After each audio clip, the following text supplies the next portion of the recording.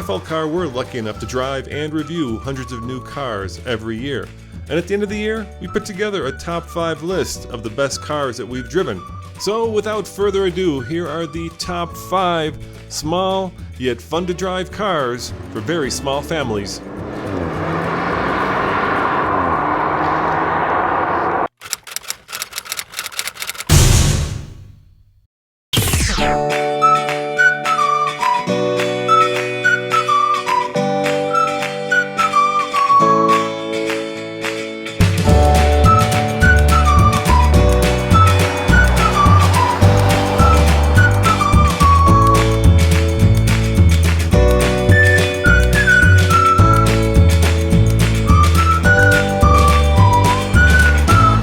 A few years ago, now hang with me, it's a bit of a tongue twister, the CEO of Toyota, Akio Toyoda, decided that Toyota cars were just a little bit too mundane, a little bit too boring, and he wanted them to have life and passion, and this is what they came up with. It's the brand new 2015 Yaris, and it's designed in Europe, and it's actually built in France. Now, is it more lively? Is it more spunky? Is it more fun?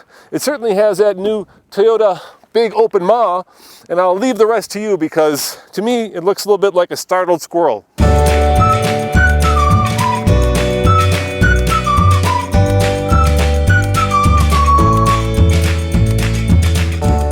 Yeah, so what rhymes with Paris, and it's built in France, but is owned by a Japanese car company.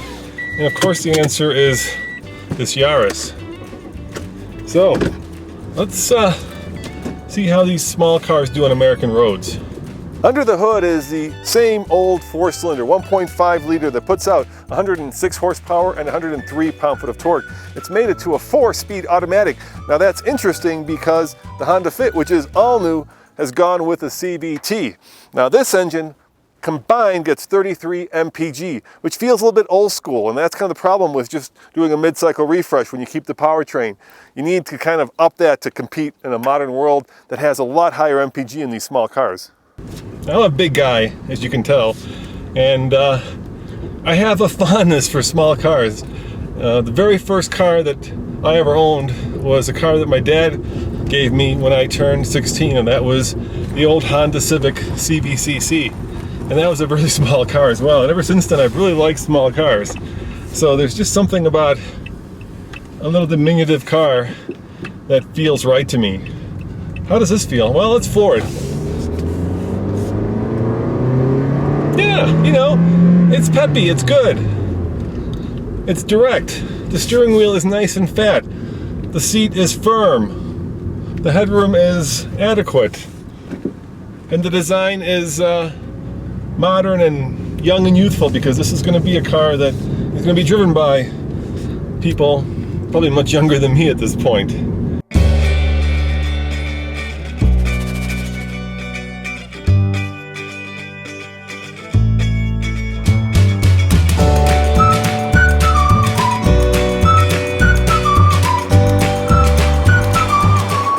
And the best selling proposition that Toyota has for this vehicle is its reliability, because you know that you're going to be able to own this thing for the life of the car without having to take it to the dealership.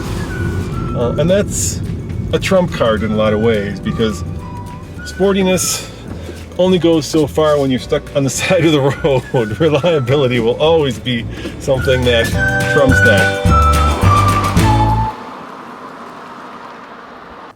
Inside, it's pretty basic. I mean, this is a sub $20,000 car, so you're not going to get luxury amenities. What you do get is some nice French stitching. You get a new radio, which is a little bit more modern, and you get a 4-speed transmission that doesn't hook up to paddle shifters and barely fits 5 people in a real pinch. It's a very tight car, and when you're sitting next to someone, you're going to be very close to them, so you better like that person.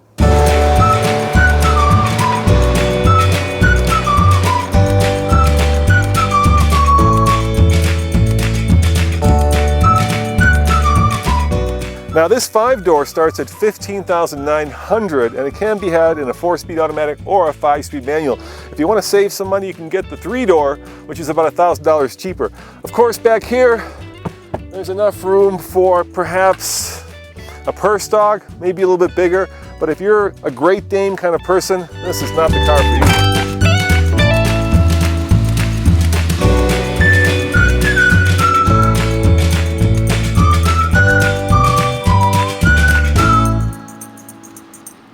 This car would feel really at home on the streets of Paris. Can you imagine just how bigger it would feel when you're in some place that is very tight and very old and has small roads and small parking spaces? Just like a fish in water. But when you get this car, and it's not just this car, it's any car in this class, right? When you get these small cars in America, where we have huge highways and F-150s roaming the byways and highways of America, untethered and untamed. Not to mention F-250s, F-350s, and I just don't want to pick on Fords. Any of those heavy-duty, super-duty trucks. This thing feels sort of scary on the highway. It doesn't have enough punch, it doesn't have enough heft, and it certainly doesn't have enough road presence to make you feel comfortable. The Japanese have this magic ability to build cars that are bigger on the inside than on the outside, and the Yaris is no exception, especially in the front. The front, well, that's got plenty of room for two people, even though you're going to be shoulder to shoulder. Back here, I'm 6'2", and my head hits the ceiling, and my knees have enough room. But man, if you were taking some coworkers to lunch, I bet you they would not want to spend a lot of time back here. It's just very claustrophobic. If you live in San Francisco, if you live in New York, and you're parking this on the street, it's a perfect urban car. There's a lot of competition in the sub $20,000 class. Perhaps the sportiest is the Mazda 2 or the Ford Fiesta. Certainly the most utilitarian all-around Swiss Army knife is the Honda Fit.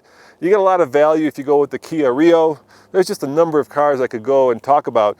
What Toyota brings to the table, of course, is reliability. This is a car that may not be the sportiest, may not be the fastest, and certainly may not be the prettiest, but it is certainly the most reliable, and you're pretty much guaranteed to have a very painless ownership experience if you go with the Yaris.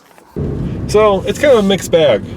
I think in Colorado, it's a bit of a fish out of water, but you put it anywhere else in an urban situation, and all of a sudden, this sharp little car is going to start to feel much more at home. Direct steering, enough room for 5 people in a pinch and 4 people in most times. It'll do well. I can see all you urbanites out there being very happy with the Yaris, and I can see it being pretty dinged up in the city after a few years, but ticking along like a Swiss cuckoo clock, always starting up when you go.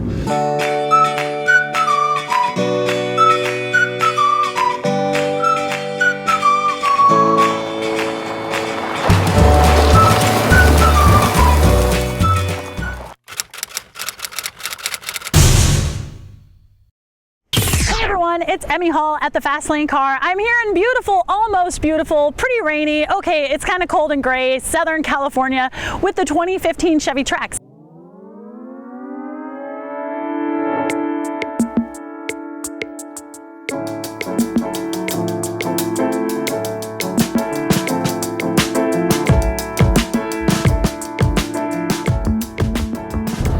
Now under the hood, we've got a 1.4 liter 4-cylinder turbocharged engine, which is good for 138 horsepower and 148 pound-feet of torque. Now power goes to the front wheels via a 6-speed automatic transmission, but remember, you can get all-wheel drive in this car.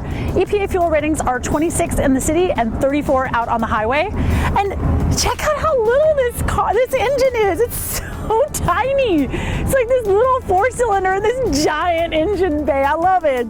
Little Ecotech, you're so cute.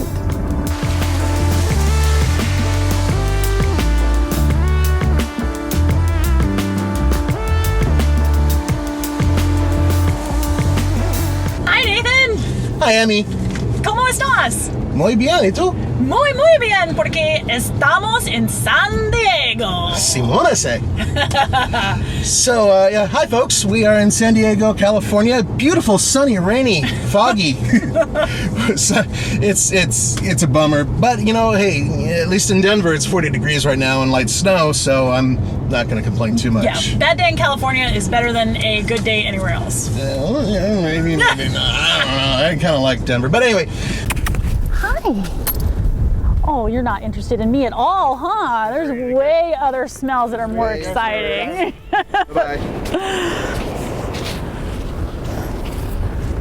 Okay, send all of your animal postcards to Emmy Hall, care of TFLcar.com. I want a dog so badly. So, this is the deal. We are in the 2015 Chevy Trax. Chevy Trax. We are in the top of the line model, although this is just front wheel drive. That's right. You can get all wheel drive in these cars as a $1,500 add-on, but That's right. we unfortunately just have the front wheel drive for right now. The Chevy Trax is actually kind of high. This is one of the highest roofs out of all of them. Now, what that gives you is a commanding view of the road and really, really good headroom. Great. But what it also does is it gives us a much higher, larger feel, even though the wheelbase and everything is actually relatively short. It's almost the same length as a Chevy Sonic. Now think about that. This is a SUV, basically, right? Well, that's where you'd be wrong. It's really more of a station wagon. Now, the lines overall look pretty good. It's not ugly. The front end is kind of old-fashioned Chevy. You can definitely tell from the grille and everything else. But look down there. You only have about that much room in terms of ground clearance. This is not an off-roader. Now, yeah, we're going to get it up to Colorado and see how it does in the snow and mud. But taking it off-road, yeah, you're not going to be going over very much with that.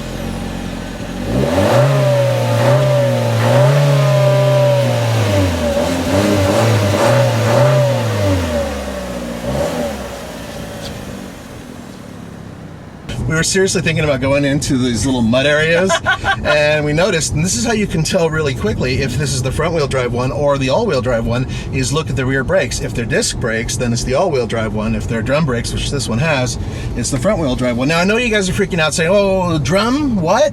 Is this 1984? No.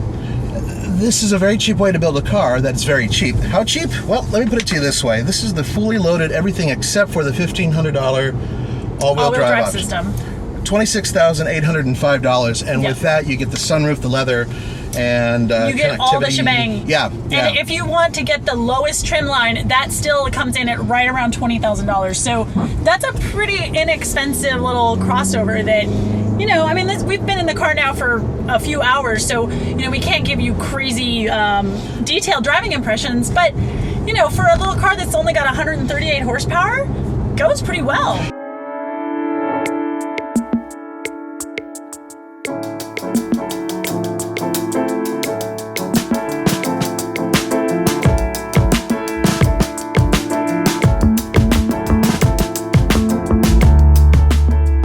This is a pre-production vehicle, so I'll give him the benefit of the doubt, but you know, we are talking about a relatively inexpensive vehicle, so there are panel gaps. I can see them with the door right over there. Yep, right there. This big right gap in the box. The stuff I'm pointing to is basically the dash. Yeah. But for the most part, it's still... I'm not sure what this is for. It's to look good.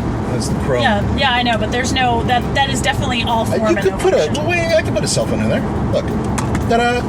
Cell phone. I would never put my So phone you in put there. your cell phone there, and then when you get in the accident, it flies, and it'll hit you and actually take your eye out, and then you'll be hanging from the socket. Have you seen my phone? Okay, this is my phone. You see how broken that is?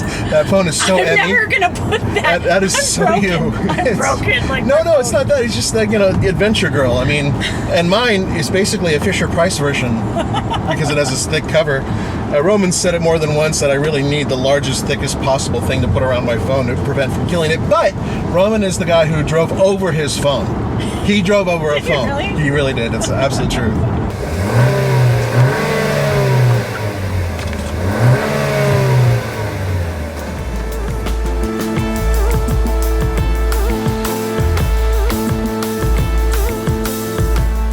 Overall, the interior is well laid out, but really hard plastics throughout.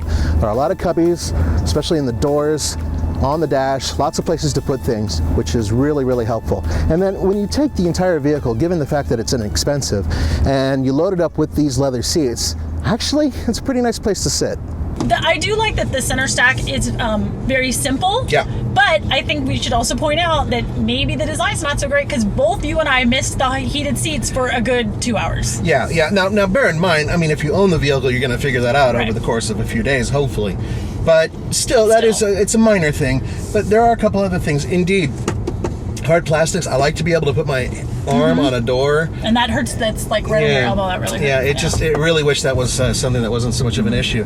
But what I'd like to say is that for people like Roman, Alta Conquerors, older people who have some issues, osteoporosis, whatever it may be, much easier for him to get in here with his walker and then sit down on the seat. Fire you! He's just gonna not put this in the video, and if he does, he's gonna get mad at me and do something horrible later on. But anyway, the point is that actually it's a pretty comfortable car to get into. It is. Awesome design. So you're able to reach back here And smack your kid. and smack the kid upside the head. Say, stop it! We'll get ice cream when I say we get ice cream. But what's cool about it, because it is, you know, the length isn't too terribly crazy, is that if you are a parent and you're driving along and your kid drops a sippy cup or a bottle or whatever, it's really easy to put your hand down and reach and actually touch the floor. I mean, and hand it to him. That's cool. Yeah, I'll have to take your word on that because that is not necessarily my lifestyle. I did not put you in that category. I know, but... So for Emmy's lifestyle, two kegs are going to fit right back there, no problem. Spare tire for her car, right over there. Exactly.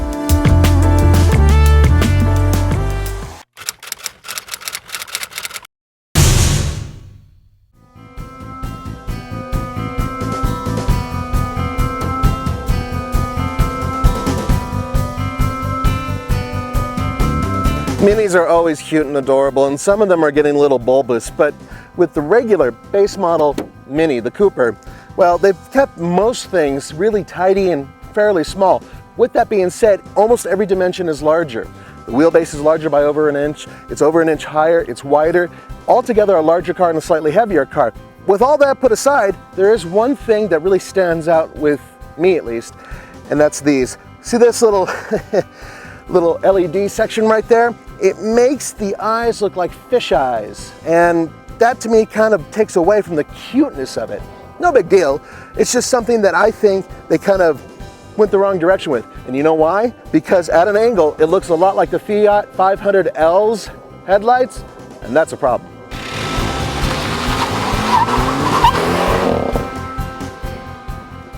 This is a very interesting engine, I'll tell you why. Because it is a 189 horsepower, 207 pound-feet of torque, little tiny 2-liter, twin-powered, turbocharged, 4-cylinder engine.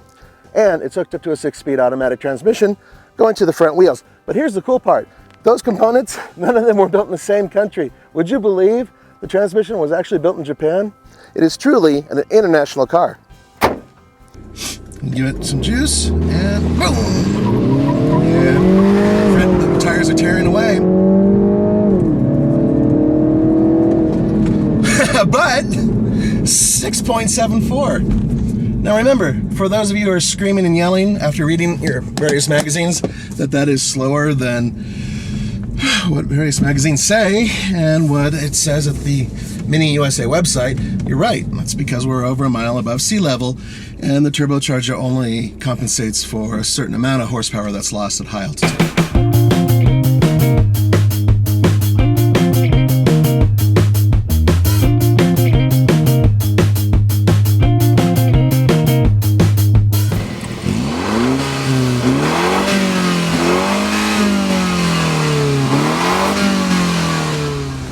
I'm leaving the traction control on.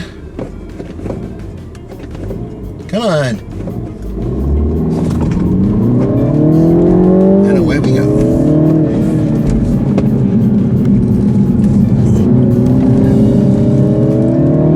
I'm letting the transmission and the traction control do all the work. I'm just going to try to push it kind of hard. Come on, baby. There you go. It's a fun car. You know, I'm not a big fan of automatic transmissions. You guys all know that. Even less of a fan of CVTs. But in this car, this is probably one of the best transmissions I've ever sampled in a front-wheel drive car. When I mean best transmissions, I of course mean best automatic transmissions. Come on, baby.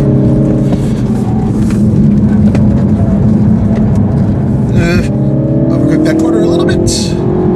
I should know better by now, you know? This car's still so forgiving. despite my horrible driving. I think traction control on is probably the safest way to do this car.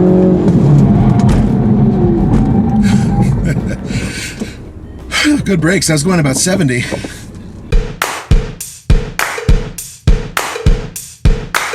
Folks, there's two different camps on the design of the new interior on this new Mini. One is that it's a little too mature and perhaps a little bit sober compared to the last one. The other one is, well, the materials are great, the build quality is better, and altogether it is an easier interior to use. And I'm right in the middle on those two.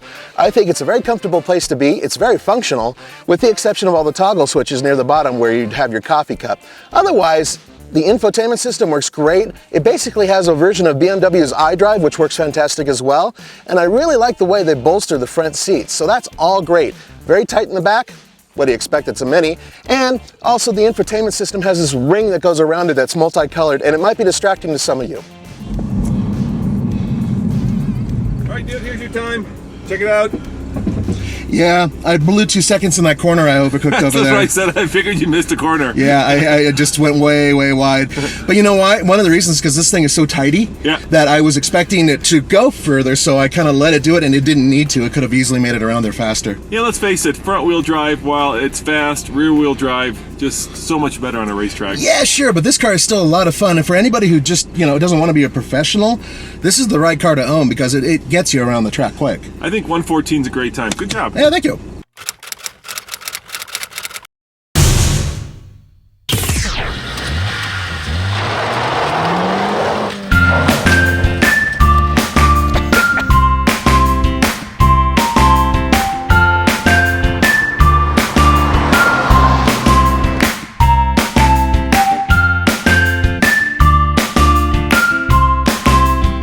Style-wise, these two cars are remarkably similar. I mean, look at the placement of the badge, look at the placement of the grille, look at the placement of the lights, look at the placement of the air intake. Kind of makes you wonder who copied who. If I had to choose one, I would choose neither. They're kind of too jelly bean-like, especially in this color. But it's where the market is, and I understand and respect it. Folks, unlike Roman, I'm a big fan of this design because I know how utilitarian it is, but also I just happen to like the overall shape of these cars, maybe because it looks like me. It's a jelly bean. More importantly, with the Honda Fit, you have very sharp lines nowadays, and they contrast with the very rounded lines of the Nissan Versa. Better still, even though they look almost exactly alike down here in this area, which they really do, it's kind of like, come on, what were you thinking? There are a couple aspects to both vehicles that are unique, and one of which is the way the roof lines swoop, because if you look at the Honda, it's a much flatter area, whereas it's very rounded here. Now, the bottom line is that they look a lot like each other, but fortunately, at least in the back, they don't. So, you want to be able to tell the difference between the two? The easiest way to do it is from the profile. Does that mean either one's pretty? No, but I actually think they're kind of good looking.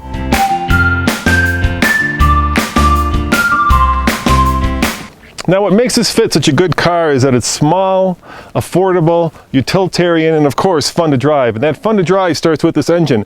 1.5 liters of Earth Dreams goodness. 130 horsepower, 114 pound-foot of torque, and perhaps best of all, 32 mpg combined. So, how does it drive? Let's take it for a ride and find out.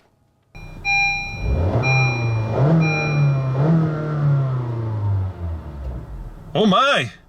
That's got a little bit more pep than I thought. Now right here is the infotainment system, and you'll note what's missing. That's right, no volume knob. You gotta do it, well, you gotta do it this way. You gotta turn it on. But her mother saw and an then, ad in a newspaper for this let me bring the program. volume down, which I can do from the steering wheel. But you could also do it right here, and that one takes forever. Or you could do it from the steering wheel. I'm always reaching for my knob. And don't even joke, you Brits. All right, Nathan, let's take the Fit for a ride. So you think the seats in this are not as good as in the Versa, huh? I like the Versa seats better. I think I can see that. they're more supportive. Yeah. They're bigger. Yeah. And this one has this weird lumbar thing going on, and the one in the Versa doesn't quite have that. Now, I'm not saying the Versas are perfect, but they feel a little bit better. You know, what I love about this car is the way it drives. There's just something so honest and non-pretentious about it, right? From the manual transmission, which has nice short throws, to the weight of the steering, to the acceleration. It's not grand, right? I mean, not a lot happens when you floor it, but then you don't expect a lot to happen. But it is lively, it is spirited, and you do know exactly where those front wheels are. Yep. And I'll say this, that compared to the Nissan Versa, I mean, this thing has a lot more power and you can feel it. It's just a really fun car to drive, and I think that's what distinguishes this car above the fact that it's also very useful, right? Oh, absolutely. And above the fact that it's relatively inexpensive. It is, in every way, shape, and form, a great car for somebody who wants to get a lot for their money in terms of driver feedback joy. You enjoy driving the car. Both cars have that magic Japanese quality of being bigger on the inside than on the outside, and that is especially true for the Fit. With that magic seat in the back that you can fold up and place a bike into, with tons of room that you would think belongs in a much bigger car, the Fit is definitely punching way above its weight class. There is a small fly in the ointment. It used to be that the Fit had a lot of buttons. Now they have a lot less, perhaps too few. Perhaps Honda went a little too far on that scale of eliminating buttons. Most of the buttons in the Fit now are on the screen. That means that there's no traditional knob to control the volume. And you know what? That's like one of those things that works, so why mess with it?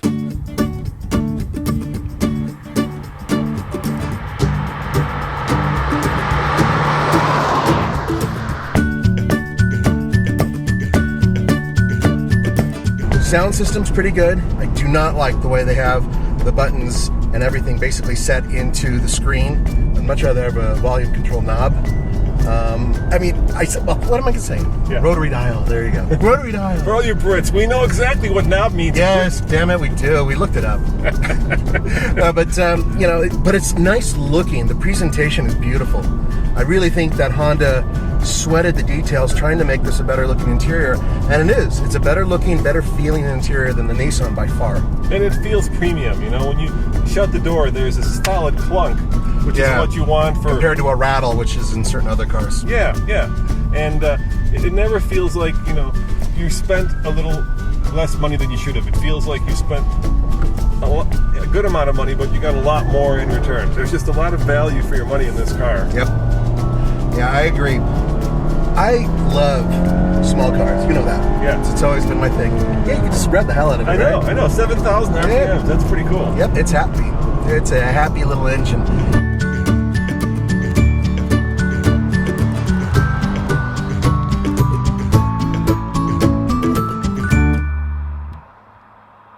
Now this is the weird part. This is actually a slightly larger displacement engine than the Hondas. This is a 1.6 liter and it puts out 109 horsepower and 107 pound-feet of torque, much less than the Honda. It's hooked up to a continuously variable transmission, a CVT, which you can get in the Honda as well. This also has an optional 6-speed manual transmission. With all that being said, the combined MPG for this car, 35 miles per gallon. That is impressive, and it's better than the Honda.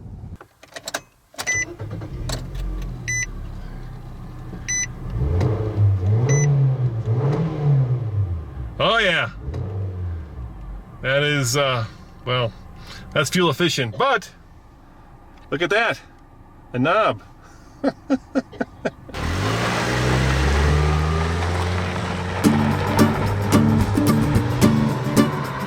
Okay, to be fair, this has the CVT. Yes. So my foot's down, 35, 40-ish. It's leisurely. There we go. Now we're in the 50s. Yes, and loud. Leisurely and loud. The problem is, as with most CVTs, you have to rev the hell out of the engine in order to make it do things.